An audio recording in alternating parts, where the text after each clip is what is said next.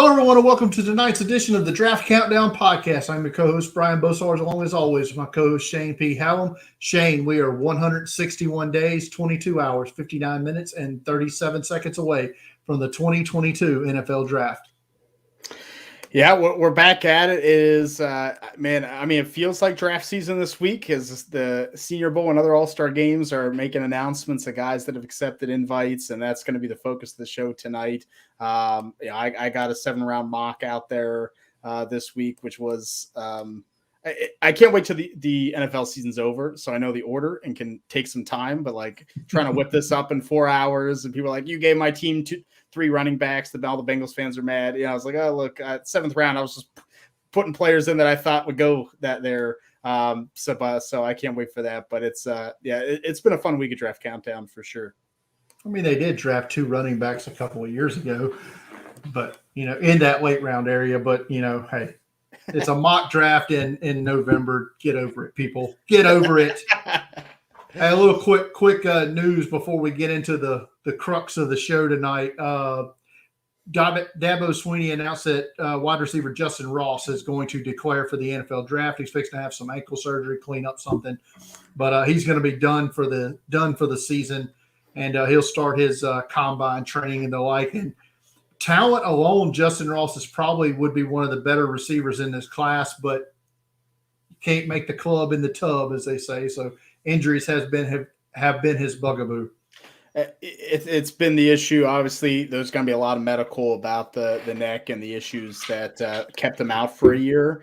And I even think on top of that, this year he has not played well. He's not looked as athletic. He's not looked as good. I think he needs a good combine to get top 100 draft capital. To me, I think he's going to be one of the more interesting stories for sure. Yeah, you're probably right. I mean, he could go anywhere from that probably 2nd round range to not even drafted at this point. I mean, you don't really know. Anybody, if you're live in the chat tonight or on Twitter, hit up at Draft Countdown.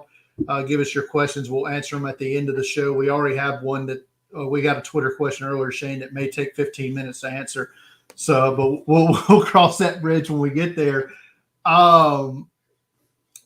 So you touched on it just briefly earlier. The first wave, if you want to call it the first wave, was a tidal wave of Senior Bowl invites. Exceptions have come in. Thus far, Shane, 44 total have come in as of when we started this podcast. One may come out in the next hour or so. We did a little exercise a few weeks ago where you did the offense and special teams, and I did the defense, trying to guess the Senior Bowl rosters. And thus far, we're over 500 here on our projections of the 44 total that accepted. We had 23 of those pegged correctly, so we're heading in the right direction. We had Jim Nagy, of course, last week here on the podcast, and talked to him about the roster construction and such. And Bruce Feldman from The Athletic had an article out the day after the podcast, which would have been helpful had it come out the day before. We would have had a lot more to talk about. But in that article and on our podcast, Jim Nagy mentioned that they're expecting 8 quarterbacks this year. It's something they've done in the past. It seems to vacillate between 6 and 8 here in the last 6 or 7 years. And they also expect the roster to be around the 130 size that it was last year. So we were making our projections on a roster size of 110. So, we're in a miss bowl. Let's get through these. I'm going to go in alphabetical order of position because that's how my spreadsheet sorted here. We'll start with the cornerback position where they've announced 4. Cam Taylor-Britt from Nebraska, Caleb Evans from Missouri, Marcus Jones from Houston, and a guy that I don't know that we've watched much film on, or I haven't anyway, is Joshua Williams from Fayetteville State. What sticks out to you with the corners here so far? I think it's a good group. You kind of nailed it in your projection. I've watched a little bit of Joshua Williams. I think he's definitely a draftable guy, so it's exciting to see him, in here and doing that. And Marcus Jones, you've been on for a while, so once again, I think corner receiver, we get a lot of kind of special teams guys, return guys.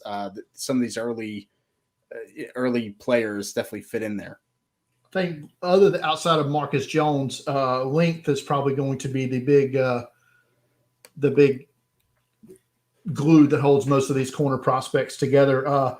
We're going to group defensive linemen all together. I think we could classify them as edge rushers, interior defensive linemen. Some of these guys, like I said, may even end up being linebackers in the game. But let's see, we've got 9 of these in so far. Dominique Robinson from Miami, Ohio, who you got a good look at last night. Zachary Carter from Florida. Arnold Ebiketie, who is from Penn State, who has just been coming on like gangbusters here the last few weeks. Amare Barno from Virginia Tech. Jeremiah Moon from Florida. Logan Hall, Houston. Michael Clemens from Texas A&M. John Ridgway from Arkansas. Travis Jones from UConn. Some talent on this group right here. Yeah, it's a good class. A lot of these players have played well this season. I think Barno, Ebiketie, played really well. Or you have kind of the legacy guys. I think Zachary Carter was someone who had some hype and hasn't had as good a year. Him and Moon at Florida. And then you got some nose tackles in there. Like, I think it's a pretty good. It's a diverse group so far that we've got. I agree. You mentioned nose. I think Travis Jones may be one of those the better nose tackles in this class. Let's see, we've got five to six linebackers, depending on how they classify one of them. But DeMarco Jackson from App State, Chad Muma from Wyoming, who I'm kicking myself for not having on my initial list. But to my defense, I hadn't watched him at that point in time when we came up with this. Jojo Doman from Nebraska, who Jim mentioned, I believe, on the podcast last week. Special teams dynamo there. Aaron Hansford, second time exception here, coming to the Senior Bowl for Hansford. Devin Lloyd, probably the best of the group here from Utah, and Jesse Luketa from Penn State, who they listed in the Senior Bowl exception note on Twitter as a defensive end / linebacker. Which is interesting. So I'm interested to see what Luketa does, but it's the linebacker group I think is just going to be kind of haves and have-nots. Like it's a decent class, but like I think Devin Lloyd's going to just eat it up at that position. A guy like Chad Muma is going to look good. Jojo Doman, I know, got hurt. I don't know what the extent of his injury is. We'll see kind of who's to come. But so far pretty good. On Twitter today, we were talking with Eric Edholm from Yahoo Sports, and we were talking about Chad Muma. And I think the thing to watch most with him at Senior Bowl practices is how he covers the backs and the tight ends. That's something we want to get a look at down there at practice. Offensive linemen here, mostly smaller school guys here, with the exception of Lasita Smith from Virginia Tech. But you have Dylan Parham from Memphis, Nick Zakel from Fordham, the J is silent, Cole Strange from Chattanooga, Chris Paul from Tulsa, Max Mitchell from Louisiana, Braxton Jones from Southern Utah, who I know you're a big fan of, and fresh into your top 10 in your mock draft this week, Northern Iowa's Trevor Penning. This is going to be a fun group to watch. Yeah, it's going to be fun. This is probably the group where I kick myself the most, because a couple of these guys I watched, like Cole Strange and Max Mitchell, I watched like right after, we did the thing. And like, oh man, a lot of small school players, right? We got Fordham, we got Chattanooga, we got Northern Iowa, we got Southern Utah already. So I think we're going to see a lot of small school offensive linemen, in this draft. Yeah, as I mentioned earlier, Virginia Tech, Lasita Smith, the only one from Power 5 school here. Dylan Parham plays tackle for Memphis, projected as a guard by most to the NFL, listed as a center by the Senior Bowl here. So 5 position guy, right? 5 position guy, and that my friend gets you drafted. The guy on here the most that I haven't watched a single snap of is Nick Zakel from Fordham. I'll I'll probably look that up at some point this week and try to get a couple of games of him in just to get a feel for him. Cole Strange, a lot of people point to the Kentucky game as the guy where he was just beating the crap out of people.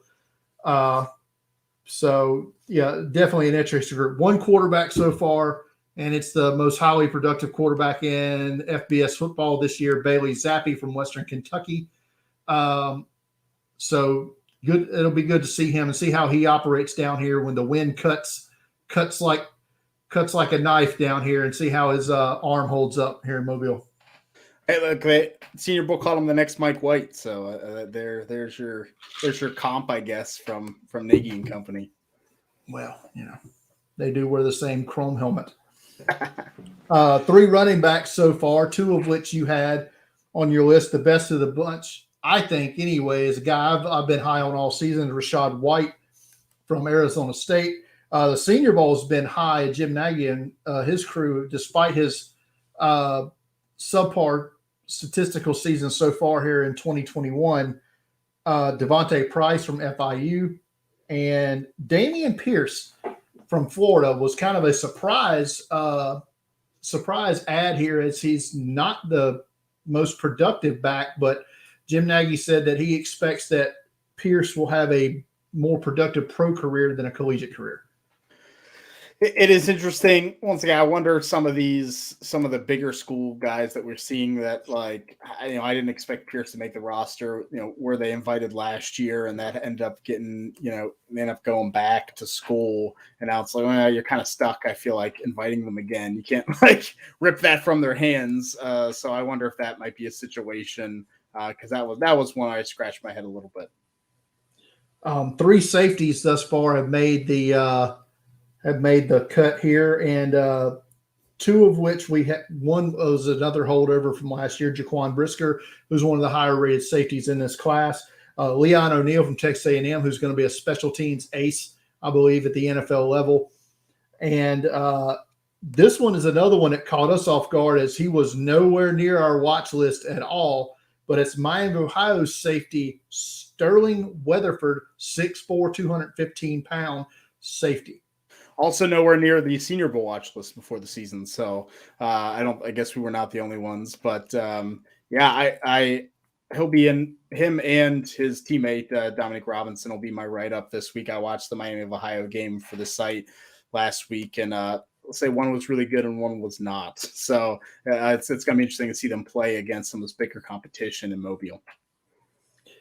We talked earlier. Weatherford might be one of those guys that it's the newfangled linebacker safety hybrid there that you see, and his frame seems to support that possible transition. 3 tight ends so far. One of these was added about an hour ago. One of my favorites, and my tight end 2, Cole Turner from Nevada, was added. One of your guys, Grant Calcaterra from SMU. Also, and Jake Ferguson from Wisconsin is the 3rd tight end that's been invited so far.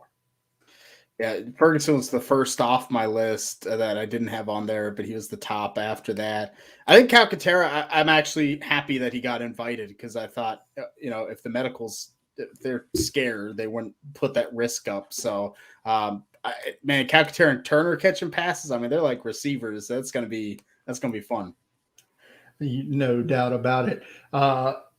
Grant Calcaterra is going to have some friends there with him here in the wide receiver group, where we've thus far have 7, and 2 of them are SMU Mustangs. One of my guys, Reggie Roberson Jr. From SMU, and his teammate Danny Gray will be joining Calcaterra in Mobile. We also have Trey Turner from Virginia Tech, Bo Melton from Rutgers, and Calvin Alston III from Memphis is a guy you had on your list. He's played running back. It seems like Memphis always has this guy who's a receiver running back. Every year it happens. It's crazy. Calvin Alston is that guy this year. He's listed as a wide receiver by the Senior Bowl. And the biggest no-doubter invitation going out, invitation exception, is Mobile, born and raised, collegiately played in Mobile at South Alabama, wide receiver, deservedly so, because I think he's one of the top 10 wide receiver easily in this class. South Alabama's Jaylen Tolbert gets the invite exception in tonight. And we also had Nevada's Romeo Dubs added very late as well.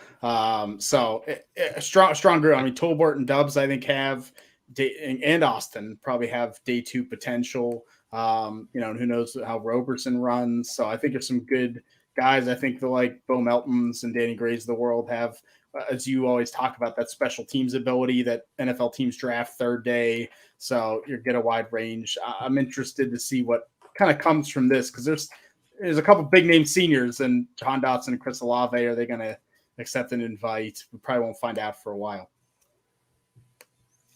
Right, because those tend to, like the bigger schools, your Alabamas, your Ohio States, those tend to come in later than normal. I guess their schools see it as a distraction, so to speak, from the season. So we may have to wait a little bit on those. But yeah, that's 44 guys so far, Shane. I just checked. Hasn't been another one since we talked about it. So but I mentioned earlier that Bruce Feldman of The Athletic, go to theathletic.com, subscribe to that. I can't say enough the great work they do, especially for a college football follower like myself. I think that's the best website to go for college football news and articles and such. But Bruce Feldman got to spend a day with Jim Nagy and the multitude of scouts that they have, 120 plus years of NFL experience on their staff. Jim said that to us last week.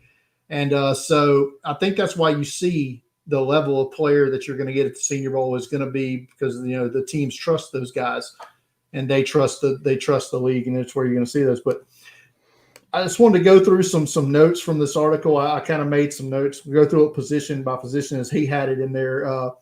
Basically, they've extended invites to Kenny Pickett, Malik Willis, and Desmond Ridder. Said they were no-brainers, no sense in belaboring the point.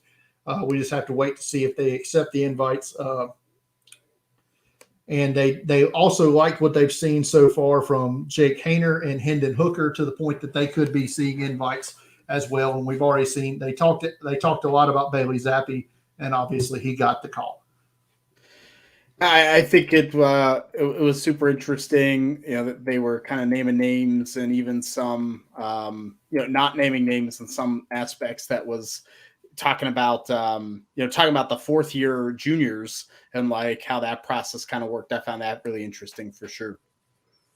Yeah, we've kind of been trying to do some snooping and digging on our own, and we think we know who one of the 4-year juniors are. We believe it to be Nevada's Carson Strong.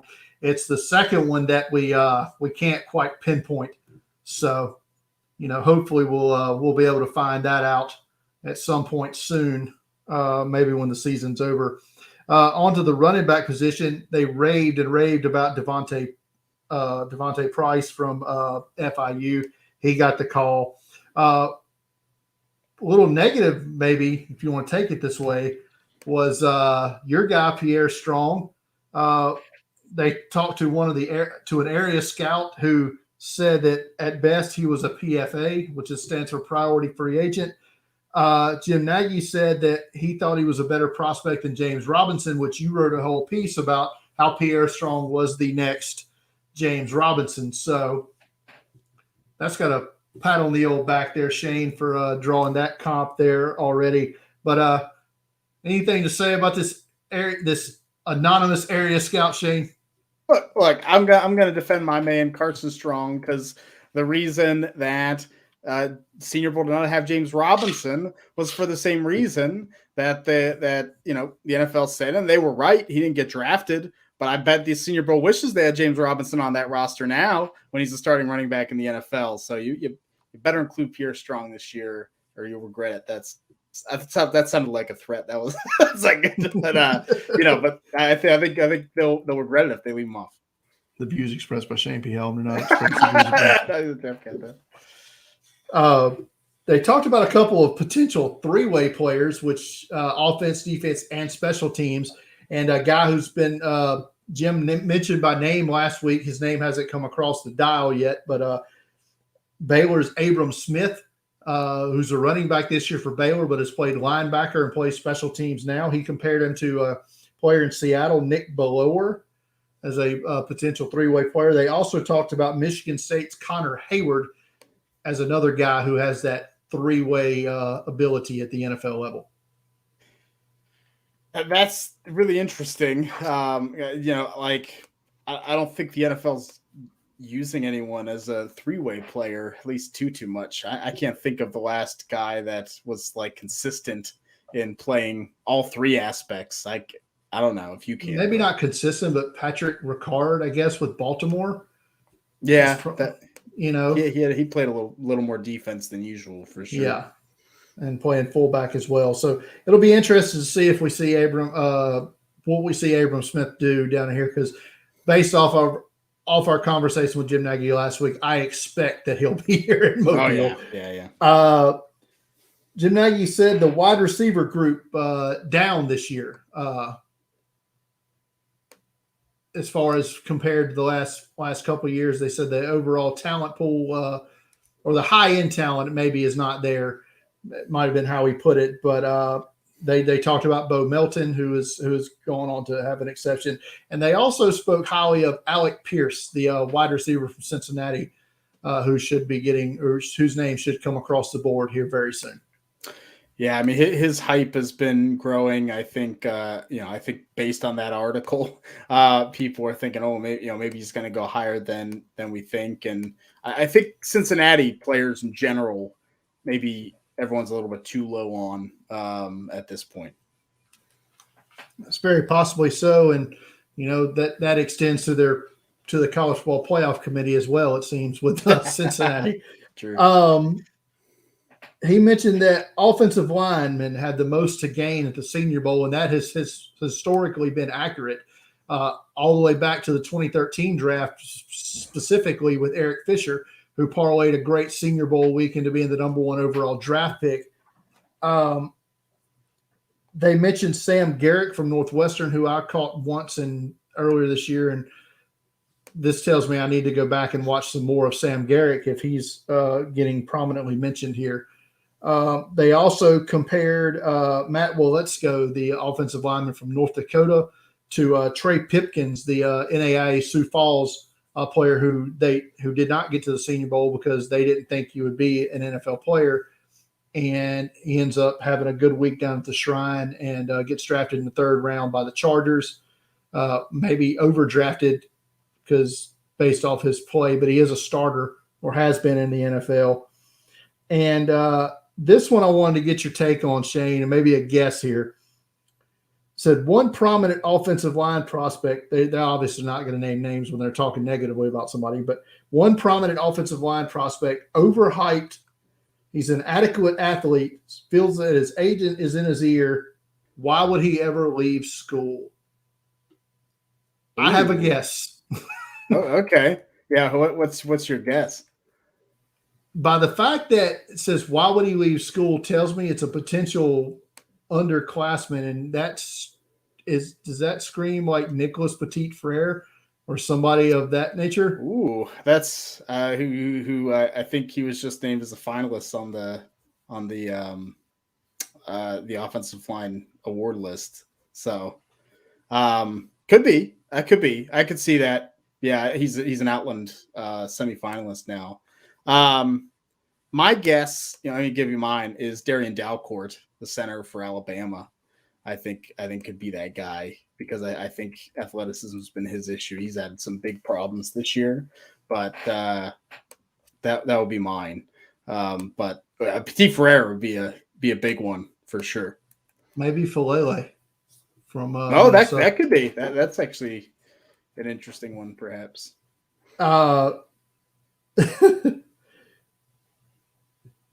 Jim Nagy compared D'Angelo Malone from Western Kentucky, said he would have been the perfect Sam linebacker when he was in Seattle, compared him to Bruce Irvin. Shane, maybe you need to link out on Twitter after this, the infamous Bruce Irvin rant, so people can to see what will happen on draft night if Draft Countdown goes live. What will happen if D'Angelo Malone is drafted on Thursday night?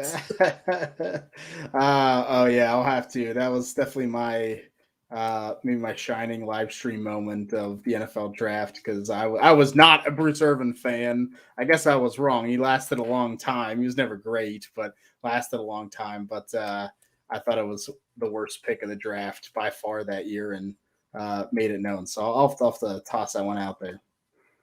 I like D'Angelo Malone, but he's not a first-round pick. No.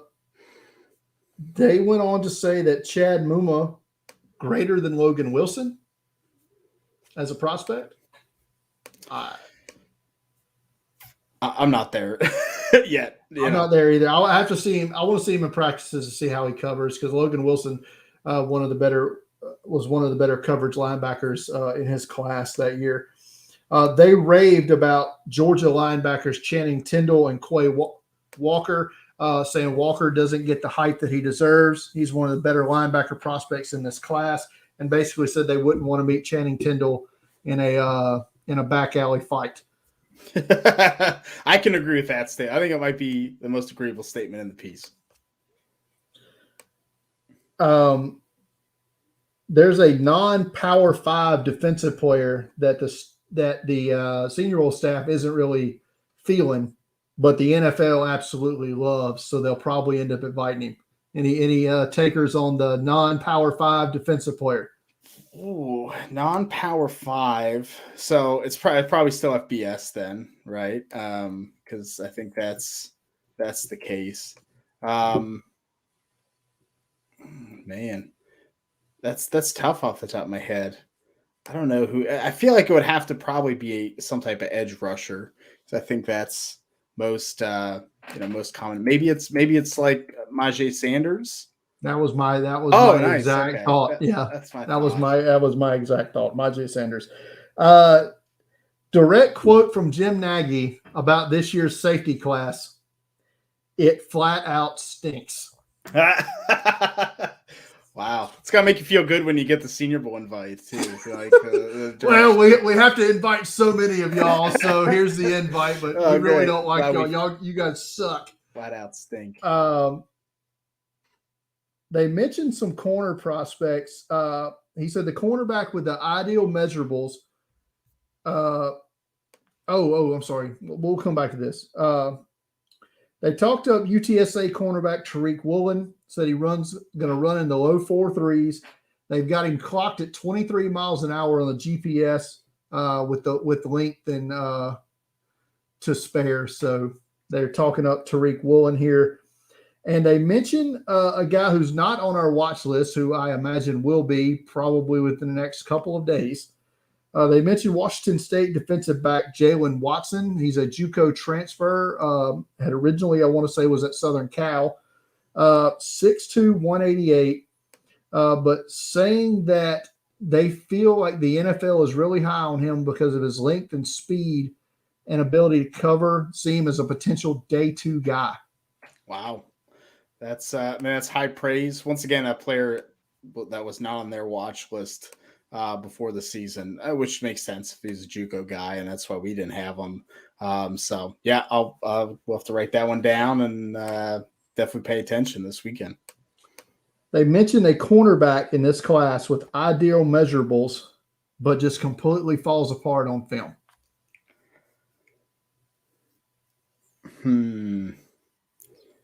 Interesting.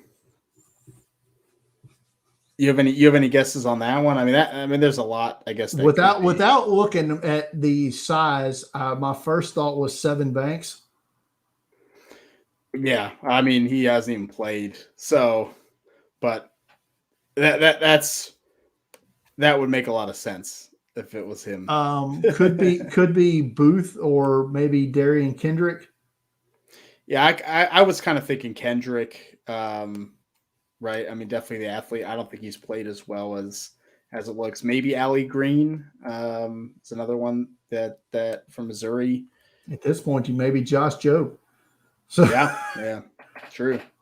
So this could be anybody. Yeah. He lamented the fact that they didn't bring Nate Hobbs in here, another guy that you've written up recently here on Draft Countdown. Goes to the NFLPA game, has a great week, and he gets drafted in the 5th round by the Raiders. So they lamented that they didn't bring in Nate Hobbs. He's been fantastic though. So I think that's the tough. I think that's the tough piece for the Senior Bowl is they usually can get the draft capital, but it's those. Can you identify those players that are late round undrafted that are going to be good? And I think sometimes they do, but then just don't invite them, right? Like I think they probably got James Robinson, right? Just didn't invite him because the NFL wasn't interested. And I try to kind of ask Nagy that, a little bit last week, like, is it more what the NFL wants, or is it more like your evaluation? And maybe they really need to find a better balance there. Yeah, I mean, it's the NFL obviously isn't right about everything, judging and just by the sheer number of misses that we see in the first round. Absolutely. The spots where you should have the best of the best evaluations on players, and there's a damn near 50%, if not more, miss rate on those first round picks. So, but yeah, everybody go to theathletic.com, give them your money because it's well worth it, and check out that Bruce Feldman article for the in-depth look they had at the Senior Bowl. Let's move on now from the Senior Bowl. I'm sure we'll touch on some of this a little bit here but we got 17 games on the schedule this week, Shane. 2 of which we've already watched last night, so we'll get through those briefly. Western Michigan and Eastern Michigan I watched. Actually, I just finished it up before we went on the air. It was 6:30 last night on ESPN2. Great game from Ali Fayed in a losing effort for Western Michigan. I thought he had a solid game, 2 sacks there. Much better performance than the last time I watched Western Michigan play. No, that's a bit better directional Michigan rivalry, right? That's a heavy rivalry, but yeah, he's probably the best prospect in that game. That field is atrocious, by the way. I mean, at least it's not. What was it, FIU that are wearing 8-year-old jerseys? We found out from Coach Davis this week, so I guess it could be worse. That's embarrassing. That's what that was.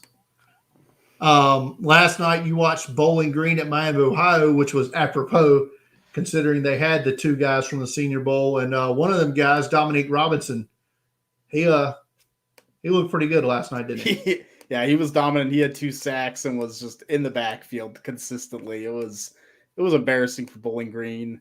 Even the wide receiver, Jack Sorensen from Miami, had 2 touchdowns. So added to the watch list this week. Yeah. So I mean, all 3 of these guys might actually make my article. Tomorrow night on ESPN Plus, Shane, you'll be diving into the FCS ranks for Nichols.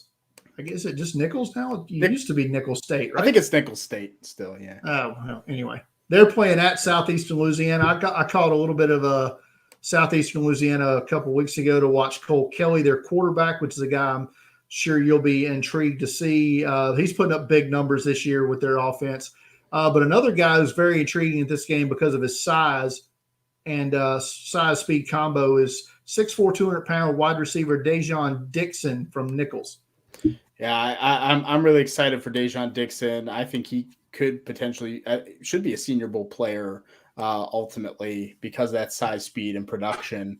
And then hopefully the Southeast Louisiana guys can impress me because I've not been impressed by Cole Kelly or for Lando Jordan this year.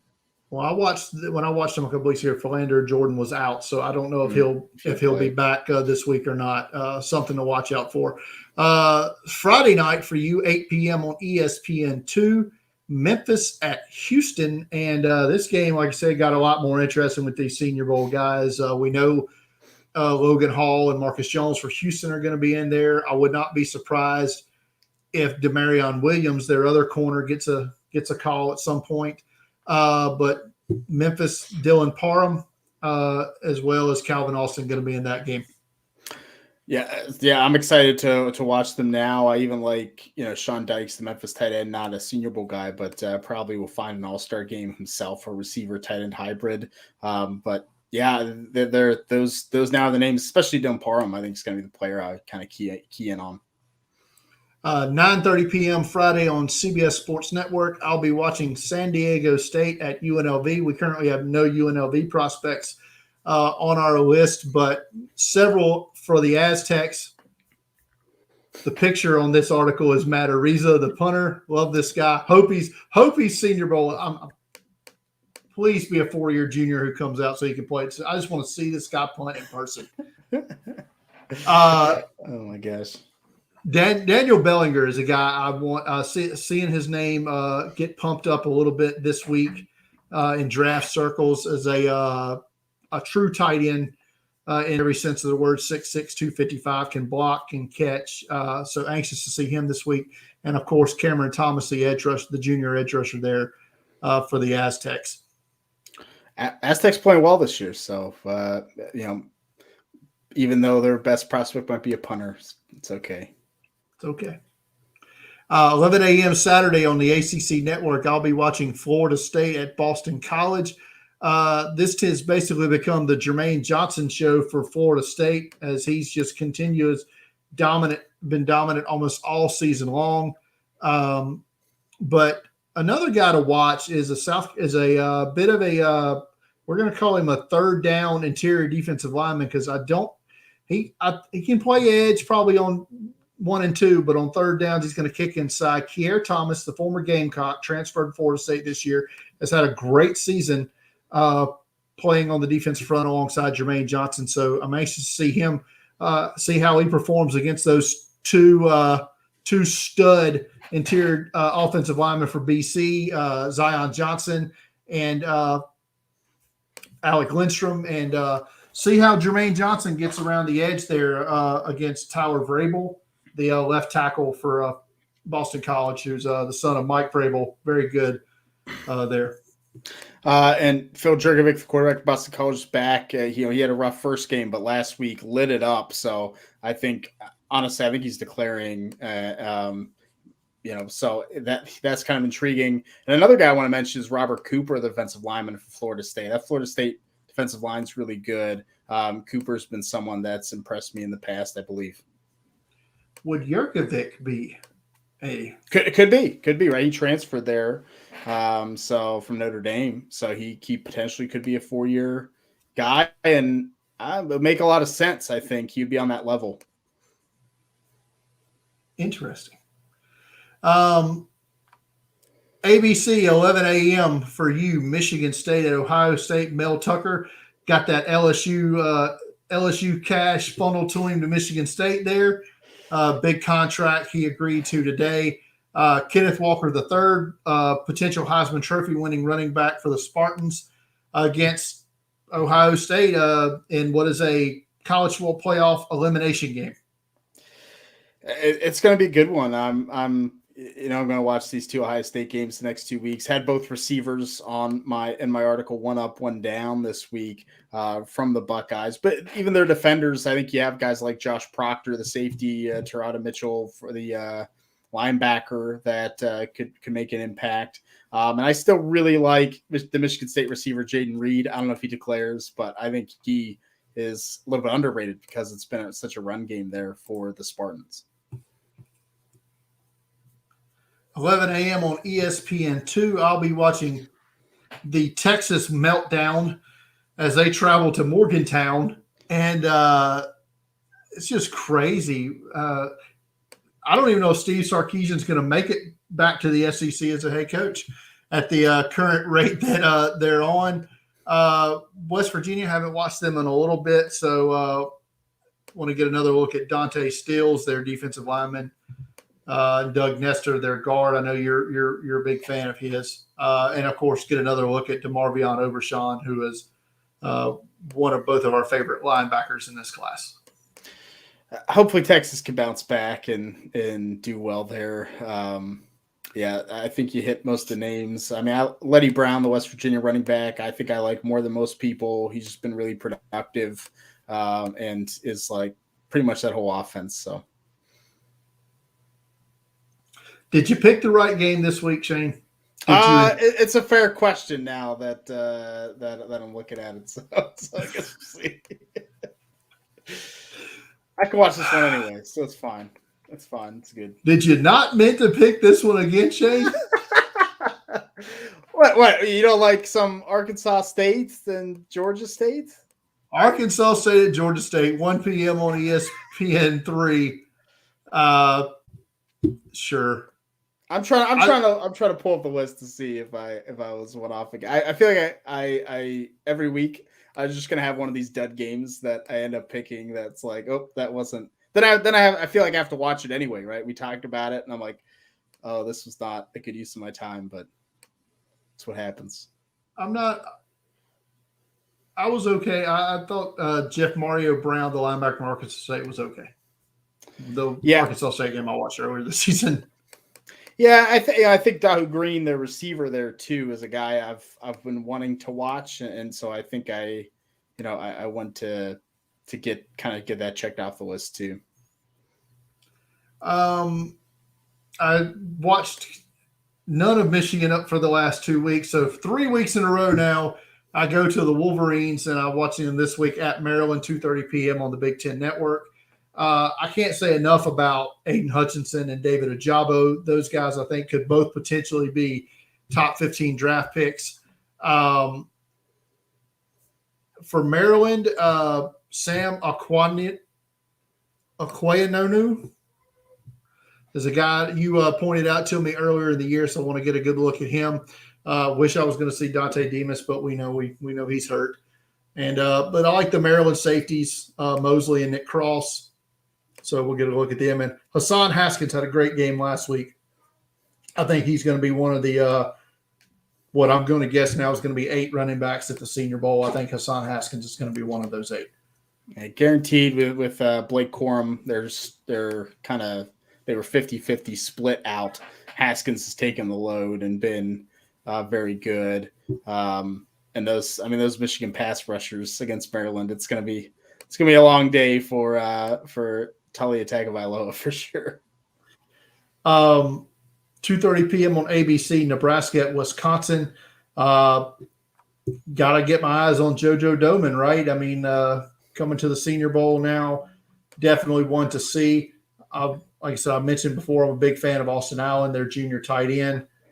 Cam Taylor-Britt's another one now coming to the Senior Bowl. So would not surprise me if Samori Toure ends up being a receiver down here as well. For Wisconsin, Jake Ferguson, we mentioned earlier, he's going to be here. They're always good to have a lineman or so come down for the game. So anxious to see if any of these other Wisconsin players get the call.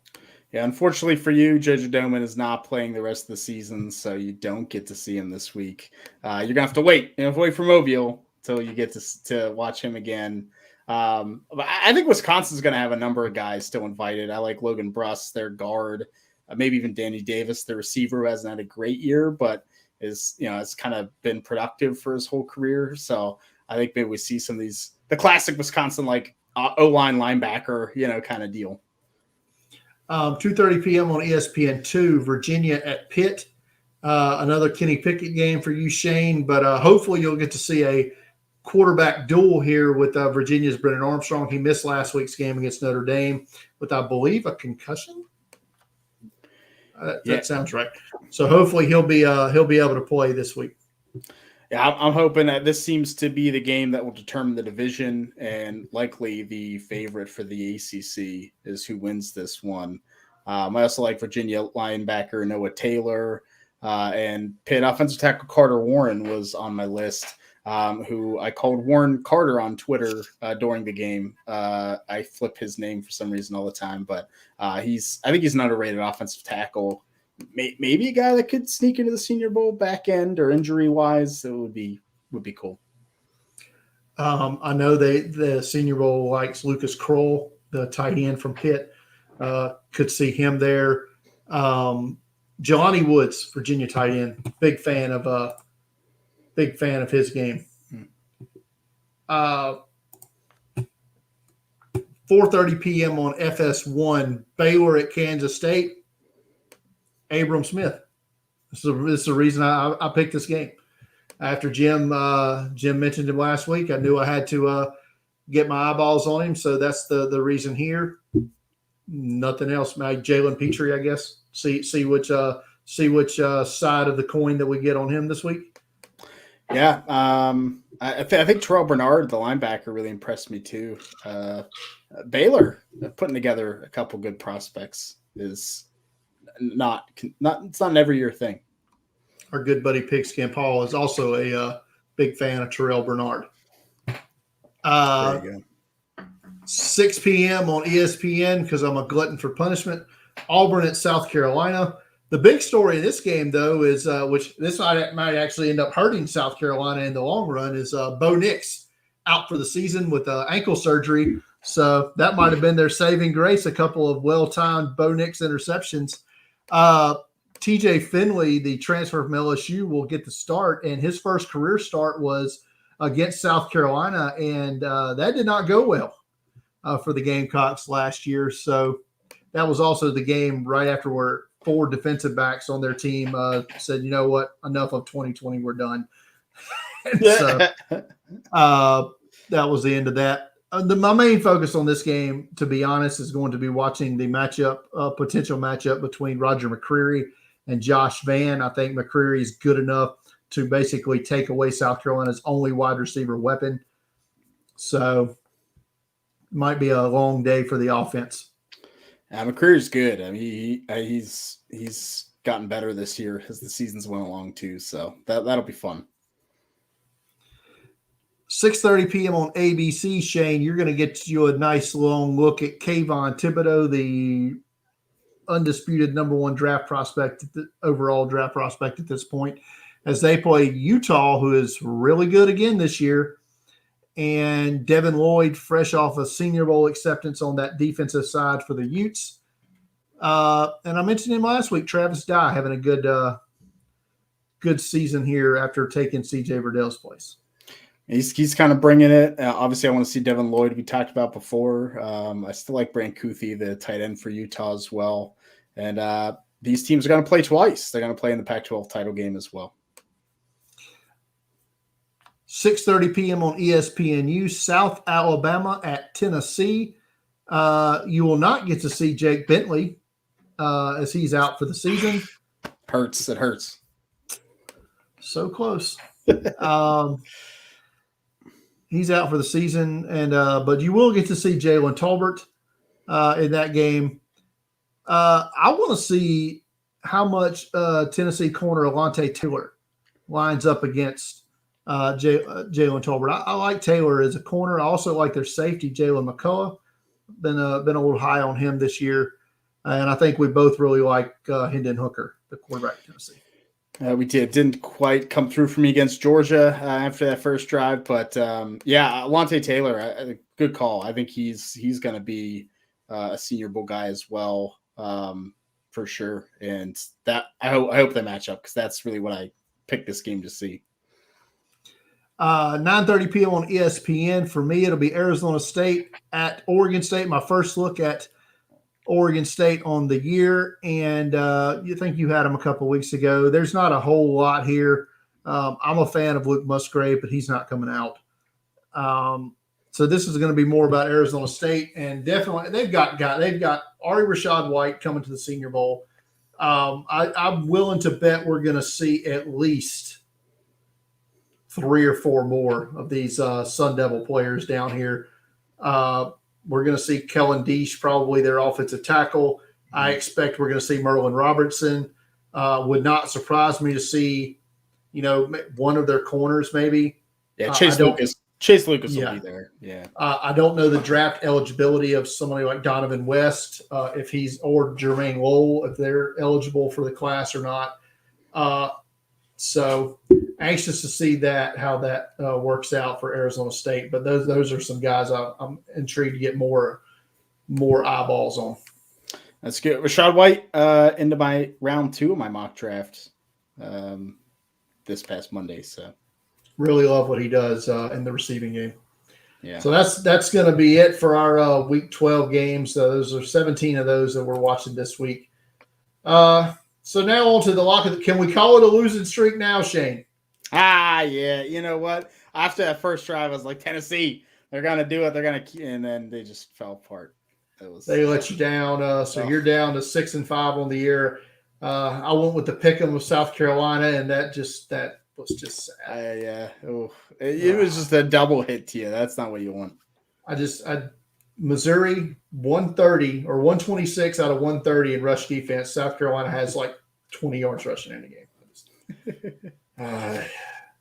But I'm going to go back to the old tried and true. Hit back up on Conference USA. I've been pretty good there. Been pretty good with UTSA on the year. So UTSA -6 at home against UAB.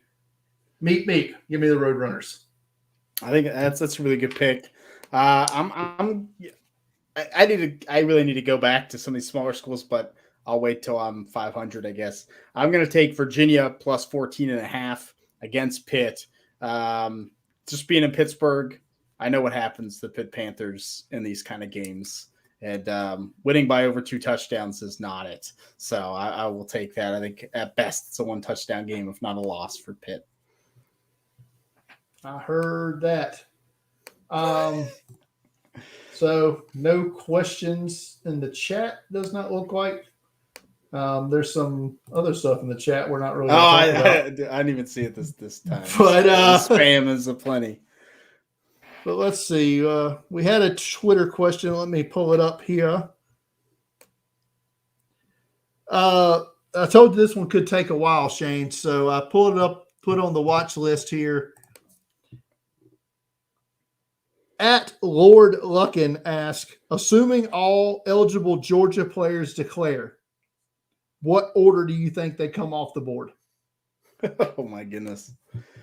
Man, that's a loaded question, right? So I think Jordan Davis is first, right? No disagreement there. I would probably say Nakobe Dean would probably be my guess for second. That's what I'm thinking. I think Devontae Wyatt is up there. I had him in the first round. I feel like it was a little high. Maybe even Travon Walker goes above him. I think it's going to be close between those two. Maybe for the next step. I'm a little lower in George Pickens, but he's there. I think him, Zamir White, probably in that third-ish round range. Is likely, but like a guy like Channing Tyndale, I think could bump up. We were talking about before. Yeah, it's like I think I have 2 Georgia players back to back in the third round of my mock as well. So trying to kind of predict the order, but I think those are kind of my top 100 guys at the very least. I think if Adam Anderson's legal issues are cleared. And I don't know. I'm not going to speculate on how that's going to work out. Georgia could have 8 defensive players selected in the first 100 picks. Jeez Louise. I mean, I think you could see in no specific order, Darian Kendrick, Devontae Wyatt, Jordan Davis, Trayvon Walker, Adam Anderson, Channing Tindall, Nakobe Dean, and Quay Walker. I think you could see all 8 of those guys selected on the first 2 days of the draft. And that doesn't even get into their offense. Or you could see, somebody like Jamare Salyer go. You mentioned George Pickens. I don't know that he declares coming off with the injuries this year. That's not even counting their safeties, who are good. I don't know that they're top 100 guys, but maybe somebody like a Lewis Seen. You mentioned the 2 running backs. Could one of those, James Cook or Zamir White? Maybe both be in the first 3 rounds. I mean, we could be seeing a historic class of from Georgia this year as far as players selected in the first 3 rounds of the NFL draft. Yeah, it is crazy. It's absolutely crazy. So yeah, we'll see. I think probably as time goes on, we'll update that. We'll see how the offseason goes, but it's they're going to have. I think it might end up being historic. Even a guy like Nolan Smith, if he declares, I think he has a shot too. It's crazy. I said that's not even getting into some of the other guys, that could be day 3 special team guys, get selected. Like some of their other safeties. We've got 4 safeties on the list. Obviously, all of them aren't playing. Right. Every down. So It's crazy. Shane, let's wrap it up. Final thoughts on this week. I'm excited for the games this weekend. I'm excited, Senior Bowl invites and the other All-Star games. I think keep coming. I'm going to be my next 2 Thursdays having an article on true freshmen with my number one, kind of the best true freshman each position, doing offense tomorrow. So be on the lookout for that, especially the offensive lineman. I was digging in today into some true freshman offensive linemen. There's not a ton starting, so it was a lot of fun. Sounds good. I look forward to that. Little housekeeping. We will not be going live next Wednesday. We will be going live next Tuesday because of the Thanksgiving holiday. Hey, man, we got to do what we got to do.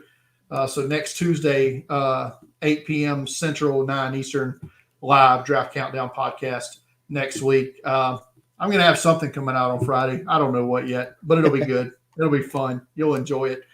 But I did recently upgraded my top 100. You can go see that. I had 20 offensive linemen in my top 100 players. Thought that was interesting. So go check that out, draftcountdown.com for everything that we do, draftcountdown.com. Follow Draft Countdown on Twitter at Draft Countdown. Follow me on Twitter at Deep Fried Draft. Follow Shane on Twitter at Shane P. Hallam. As always, subscribe to us on YouTube. Hit the notification bell so you're notified when we go live with our broadcast. And as always, thanks for listening, everybody. Good night.